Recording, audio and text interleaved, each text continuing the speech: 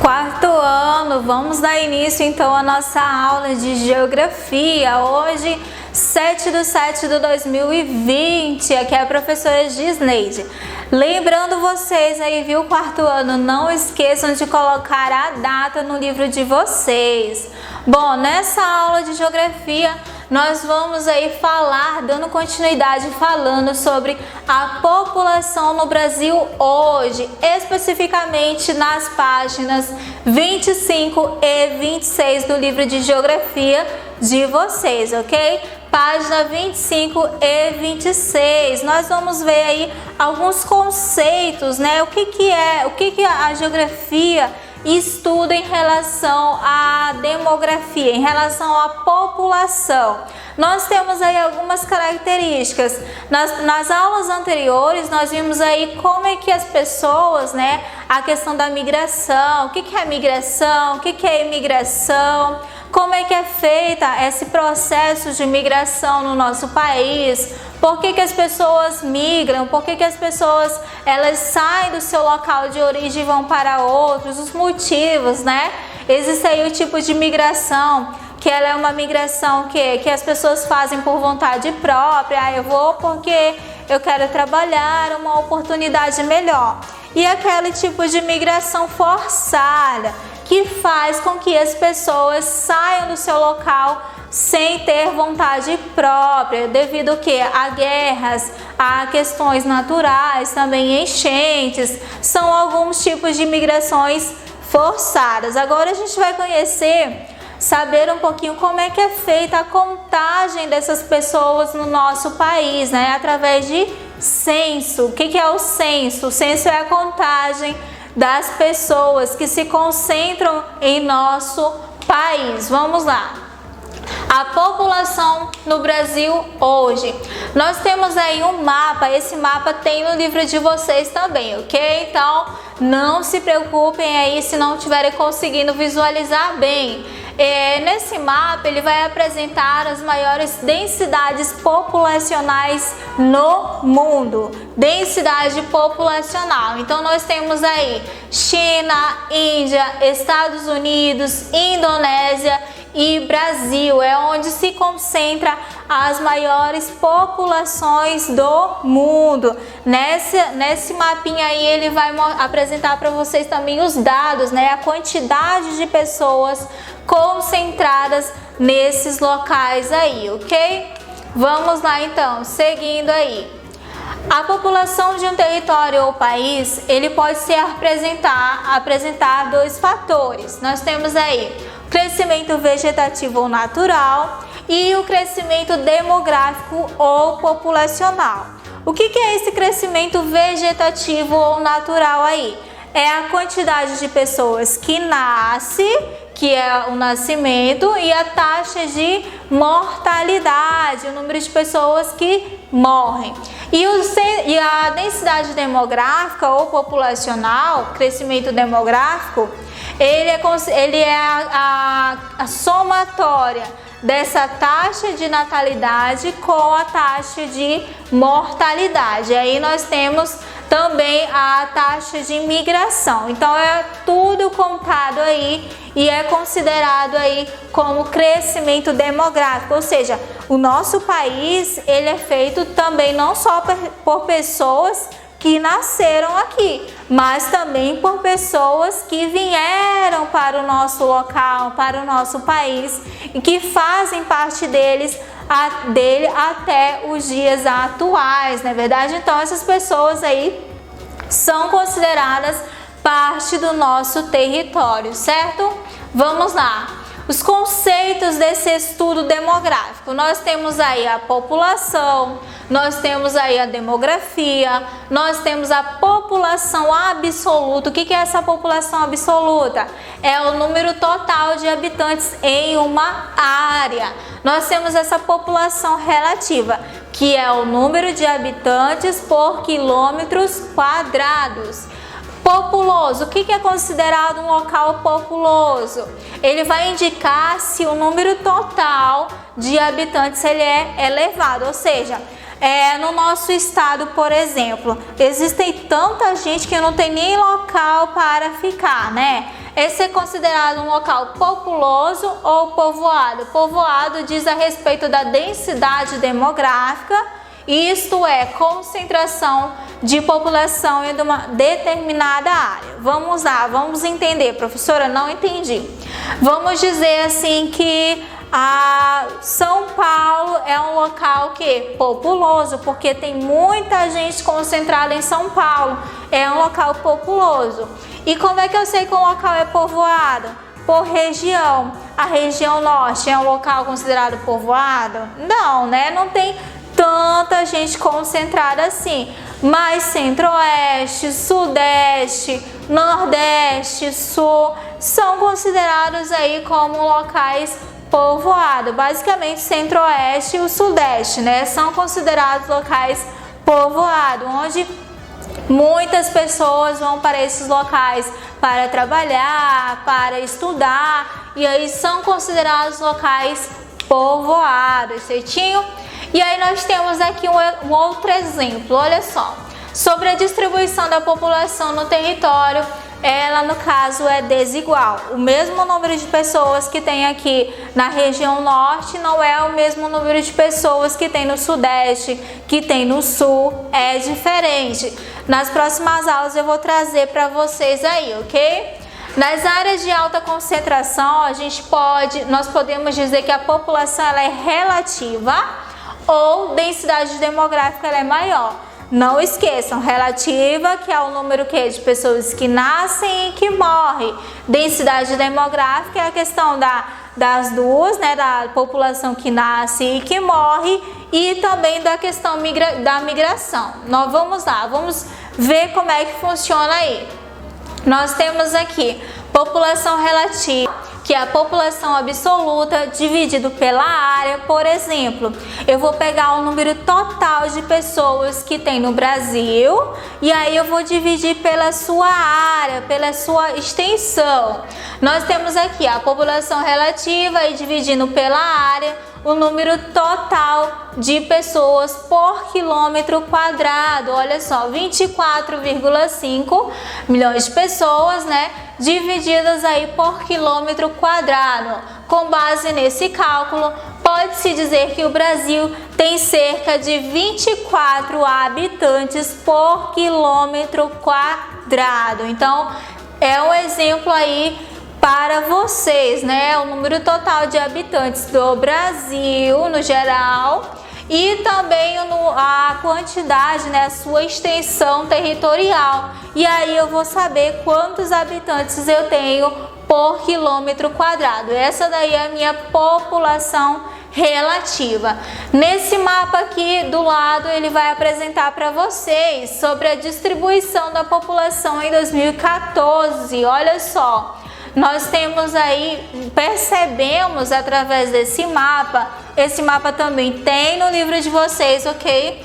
Ele vai mostrar como é que é a população, onde é que a população está mais concentrada.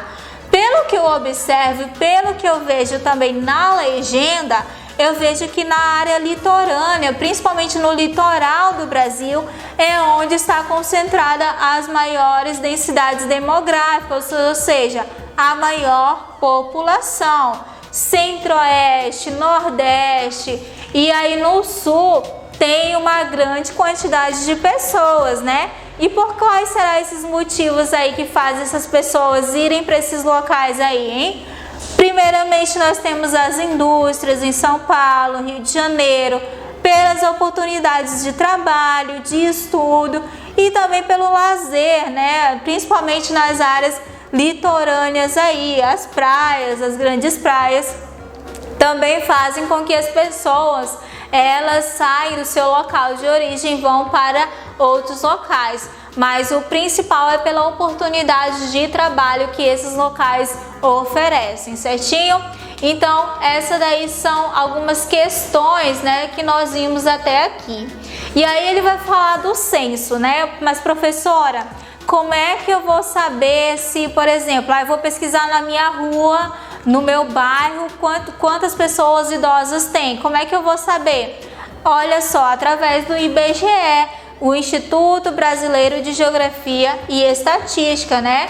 Os dados demográficos, eles são organizados pelo IBGE. Esses dados, eles são coletados por recenseadores, ou seja, por funcionários, algumas pessoas que vão até o local e aí pegam todos os dados da sua família e aí jogam lá no site do IBGE. Esses dados, eles são organizados e os resultados são divulgados aí para a gestão pública e para a sociedade. Qualquer pessoa pode acessar, pode saber. Então nós temos um exemplo aí, né? A foto mostrando aí um recenseador do IBGE, um funcionário, realiza o questionário para o censo demográfico aí de 2010 em São Paulo, né? Em Itapevi, São Paulo. Então, olha só, ele pegando os dados aí do menino, né? E tá perguntando várias coisas. Quantas pessoas trabalham na casa dele, quantas pessoas estudam, quantas pessoas são idosas, quantas pessoas têm idades diferentes. Então, são várias perguntas aí que esse funcionário faz para alguém da sua família. Então, fica atento aí, né? Se alguém chegar aí perguntando algumas informações, verifica também se ele é do órgão, né? Se ele está com um crachazinho identificado, para você poder responder essas questões aí, ok? Tem que verificar, certinho? E aí todos esses dados são coletados e aí vão ser jogados lá no site do IBGE e depois você vai poder consultar, ok? Então essas aí são algumas questões também que são feitas através do censo, né? Não só a quantidade de população, mas também todas as informações necessárias para a organização do nosso país aí, ok? Vamos atualizar os exercícios das páginas 16, 17, 18 e 23. Caso vocês não tenham feito, viu, meus queridos? Se não tiverem feitos aí, atualize os exercícios das páginas 16, 17, 18 e 23 do livro de vocês, ok? Do livro de Geografia. Por hoje é só. Muito obrigado e até a próxima aula.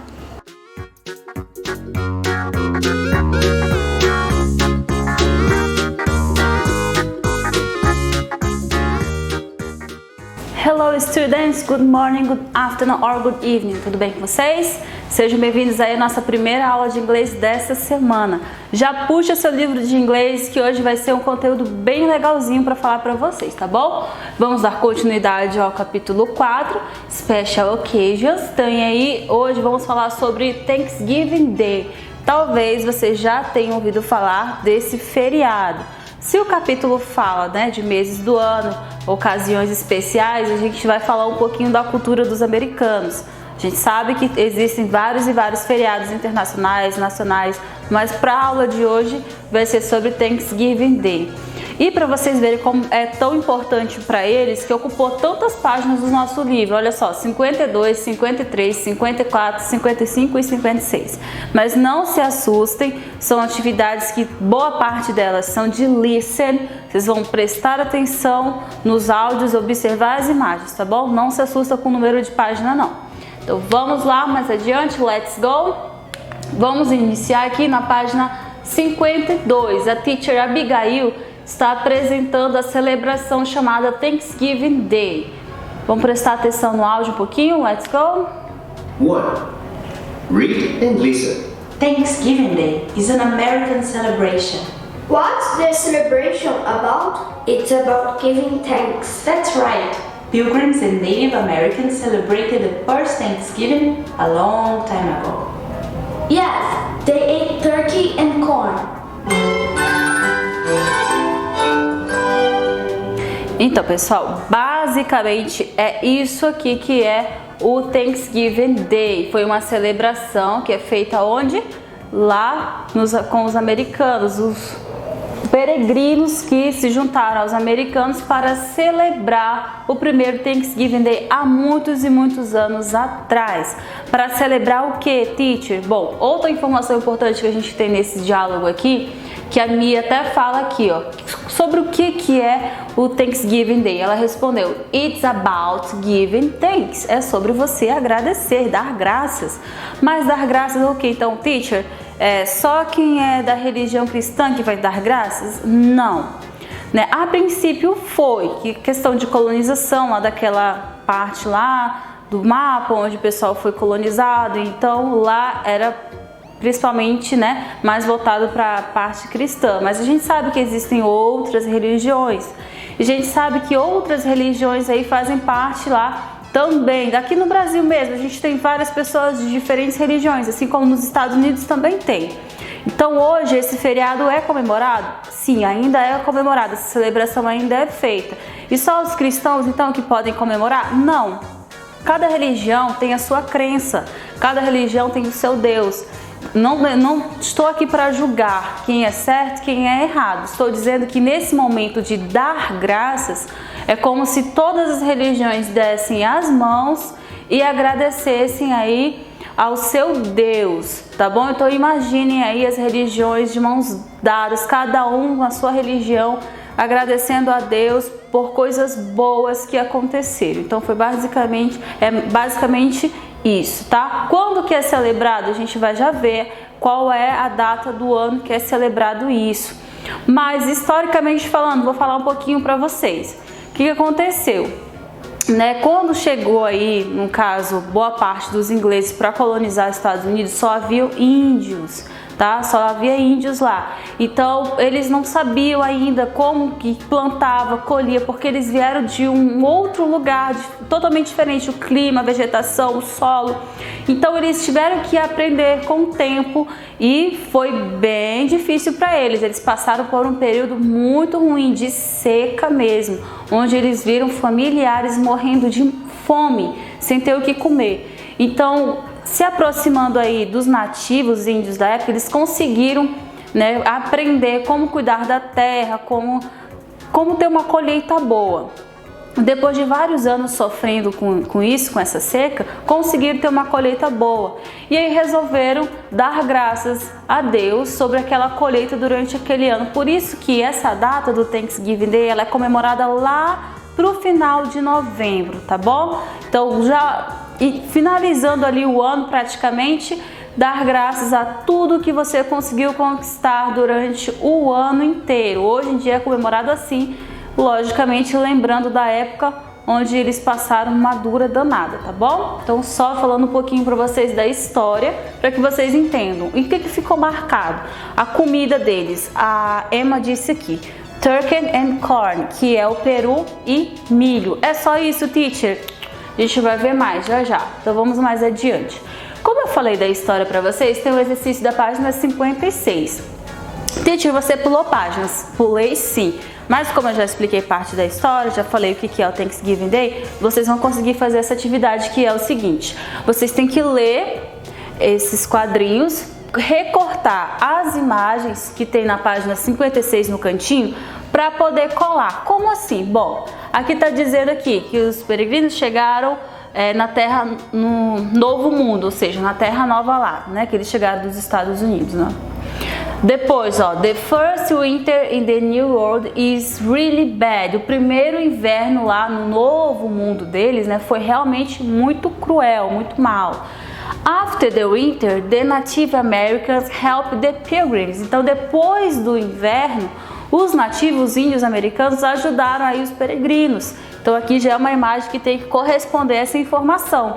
Os peregrinos are thankful for a very good harvest. Então eles ficaram agradecidos pela boa colheita que eles tiveram. E por fim, the Pilgrims and Native Americans share a big meal to celebrate. Eles compartilharam um grande banquete para celebrar aquela colheita maravilhosa depois daquele inverno duro que eles tiveram, tá bom? Então vocês vão colar imagens na ordem cronológica dos fatos, tá bom? Cola direitinho que a teacher já volta aqui para corrigir se você colou corretamente.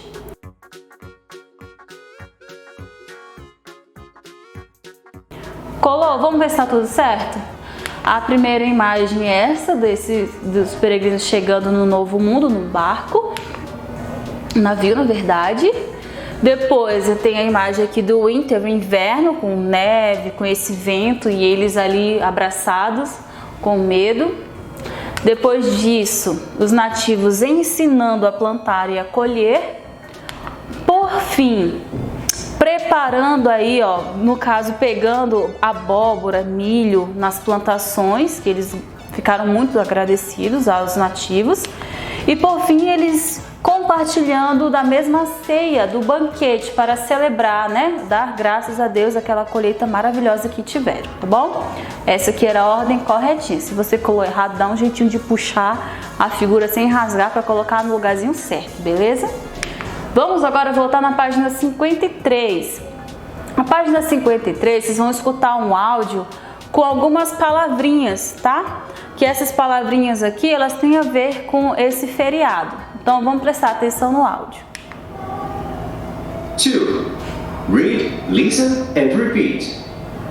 Pilgrim hat, turkey, corn, roasted turkey, cranberries, sunflower, pie, pumpkin.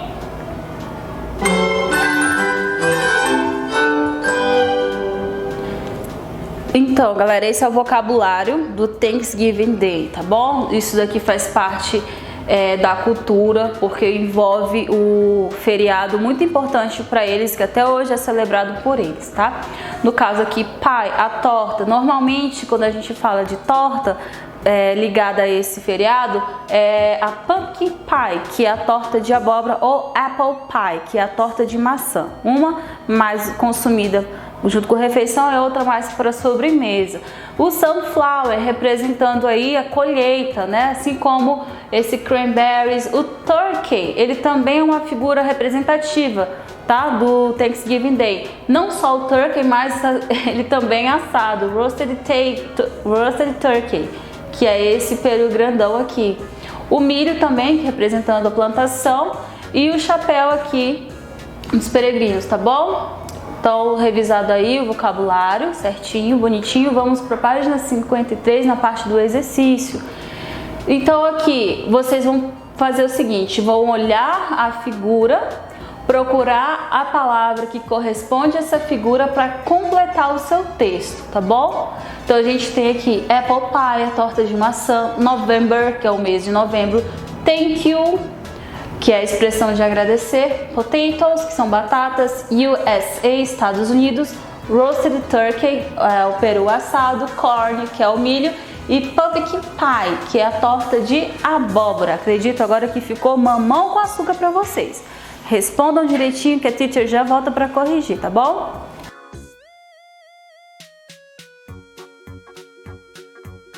Vamos ver se você acertou?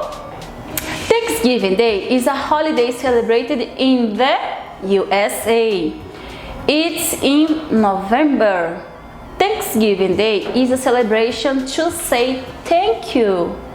People eat roasted turkey, corn, and potatoes. Traditional Thanksgiving desserts are apple pie and pumpkin pie. As duas tortas aí que eu falei pra vocês, tá bom? Espero que seja tudo ok, tudo certinho. E agora, gente, a gente tem aqui na página 54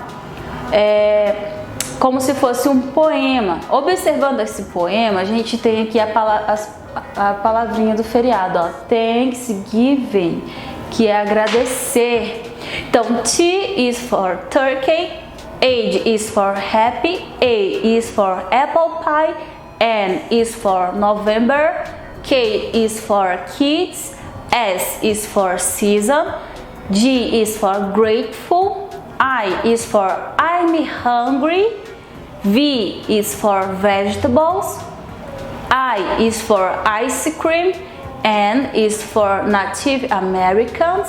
E G is for Great Thanksgiving Day. Então todo esse vocabulário aqui envolve também esse feriado.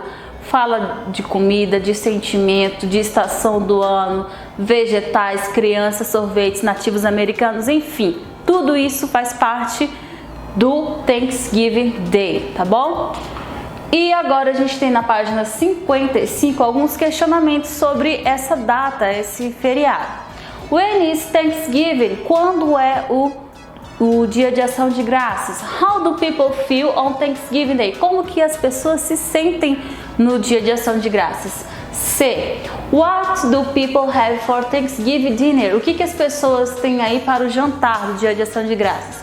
What do people have for dessert for Thanksgiving dinner? O que elas têm para sobremesa do jantar desse dia? Então, tem informações na atividade anterior? Responda direitinho aí, tá bom?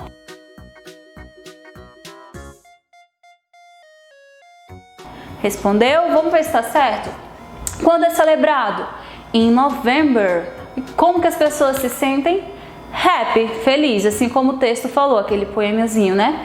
What do people have for Thanksgiving dinner? Turkey and vegetables, que é o peru e vegetais. E verduras, né? What do people have for dessert? Para sobremesa, tem as tortas. Apple pie, pumpkin pie e lá, conforme está no texto também, ice cream, que é um sorvete, considerado aí uma sobremesa. E por fim, pessoal, a gente tem a página 55, agora é a vez de vocês. Desenhem seus alimentos favoritos da ceia tradicional do dia de ação de graças. Depois, compare sua escolha com a de um colega. O que você vai fazer? Você vai escolher um prato brasileiro para você desenhar aqui, uma feijoada, por exemplo? Negativo. Você vai escolher dentro do vocabulário do Thanksgiving Day que foi dado para você hoje. Então, torta de abóbora, torta de maçã, peru assado, verduras e vegetais. Se você vai dar uma olhada, vai pensar o que você gosta mais para poder desenhar aqui. Prato maior é o de refeição, prato menor é o de sobremesa, tá bom? Não é uma atividade que a teacher vai corrigir, dizer qual é certo e qual é errado, é resposta pessoal. Espero que vocês tenham aprendido bastante sobre Thanksgiving Day e eu tenho mais uma coisinha para falar para vocês. Aproveitando aí o Thanksgiving, vamos dar graças aí à nossa vida, à nossa saúde, tá bom? Embora a gente ainda esteja no mês de julho, a gente está vivendo em tempos muito difíceis e eu peço aí que vocês sigam todas as recomendações, tá bom? De saúde, para que vocês fiquem bem, para que a gente saia dessa juntos, beleza?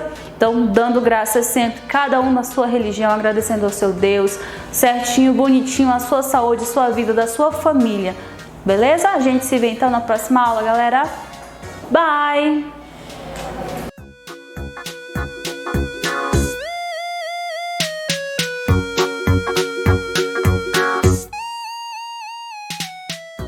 Oi, oi, quarto ano! Estamos começando mais uma aula de matemática.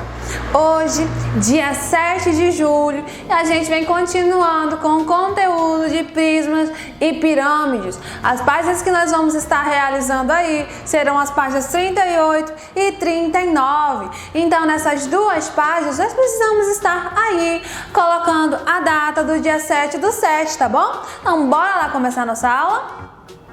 A gente tem uma atividade para a gente fazer aí, a questão 7, na página 38.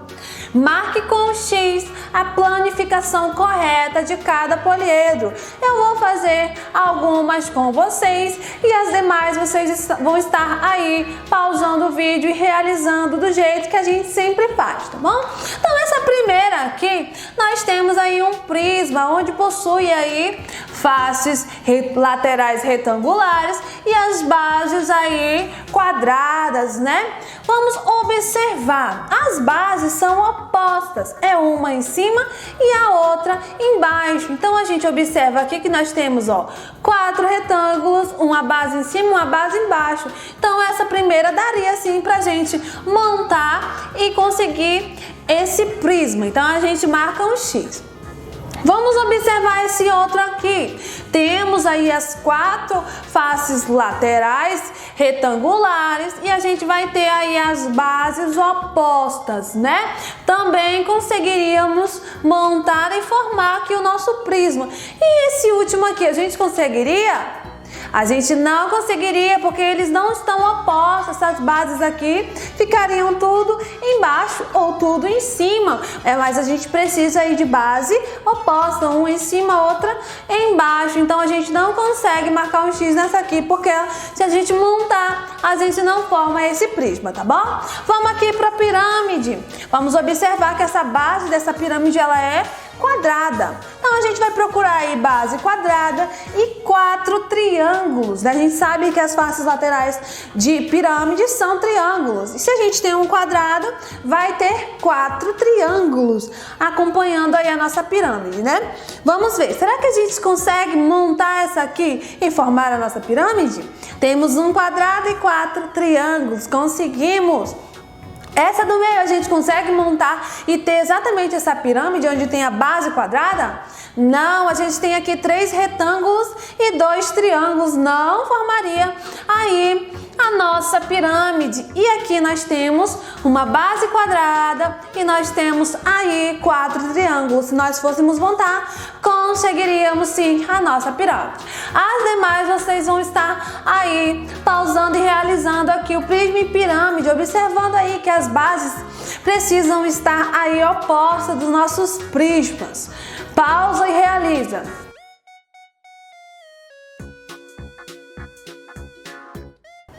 Voltando aqui, a gente tem um prisma que tem a base triangular, né? Esse primeiro aqui a gente consegue montar e ter ele? Não, porque as bases estão aqui, ó, as que seriam bases estão na parte inferior, precisam estar opostas. Essa aqui a gente consegue? Sim! E essa aqui a gente consegue? Vamos voltar aqui que a gente tem, ó, que a gente marcou o X, que se a gente montasse a gente teria uma pirâmide. Então esse aqui vai dar um prisma? Não vai dar, ele vai dar uma pirâmide. Logo a gente não tem que marcar X nele. Vamos para o último aqui. A gente tem uma prisma que possui sua base triangular, então, ou seja, temos um triângulo na base e 3 triângulos como faces laterais. Vamos procurar aqui, quais seriam? Vamos ver, esse sim, uma base e aí 3 triângulos. Essa aqui daria? Não, porque nós não temos nenhum retângulo aqui nessa nossa pirâmide. E aí, esse aqui daria? Daria, porque nós temos 1, 2, 3, 4 triângulos, igual esse aqui, ó, 1, 2, 3, 4. Se a gente fosse recortar e montar, nós formaríamos exatamente a nossa pirâmide. Pausa aí para ver se você fez certinho. Vamos lá, a gente tem o número 8. Observe o formato desses dados. Vamos ver aqui 2 modelos, né? Letra A e letra B, vocês vão estar pausando o vídeo e realizando.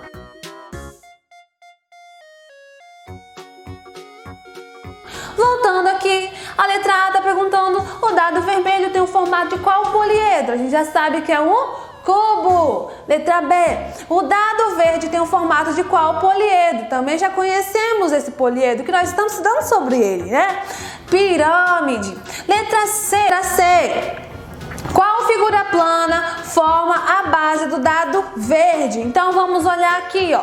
Do dado verde seria exatamente o triângulo e o do vermelho seria exatamente um quadrado. Agora a letra D, a gente vai entrar aqui lembrando o conteúdo de chance. E aí, vocês lembram? Letra D, ao lançar um dado vermelho, qual a chance de se obter como resultado um número par. Quando pergunta qual a chance, vai trabalhar aí com a numeração, né? Quantas faces nós temos aí no nosso dado vermelho? São 6, mas quantas faces possuem aí os números pares? São 3. Então nós temos aqui que a chance é de 3 em 6, pois 3 das 6 faces apresentam números pares, né? Pausa aí para ver se foi certinho. A gente tem aí o Agora Eu Sei, concluindo aí o conteúdo de prismas e pirâmides na página 39, onde nós aprendemos a identificar os elementos de um prisma e de uma pirâmide, observando os vértices, que são os pontinhos, arestas são as linhas e as faces são os lados, né? Tanto de cima como de baixo. E aqui na prisma nós temos apenas aqui o topo, né? Temos vértices, arestas e temos também faces. Lembrando que as faces da pirâmide, sempre faces laterais, são triangulares, né? A gente tem aí que nós aprendemos a observar as diferenças entre as formas das bases dos prismas e das pirâmides. Dos prismas aí nós temos faces laterais retangulares, né? E temos aí bases opostas. Já das pirâmides nós temos faces laterais triangulares e apenas uma base. A gente tem aí no último que a gente aprendeu a reconhecer as características dos prismas e das pirâmides, podendo aí identificar aí também a planificação, né? Como que eles são antes de serem montados. A gente vem concluindo a nossa aula de hoje, onde a gente trabalhou aí os elementos, a planificação, as diferenças entre prismas e pirâmides e trabalhamos também aí relembrando o conteúdo de chance. E na próxima aula a gente vem iniciando aí ideias de multiplicação, continha de vezes. Vamos relembrar algumas coisas que nós já estudamos e vamos aprender um pouquinho mais, tá bom? E é isso, gente. Até a próxima aula. Tchau, tchau.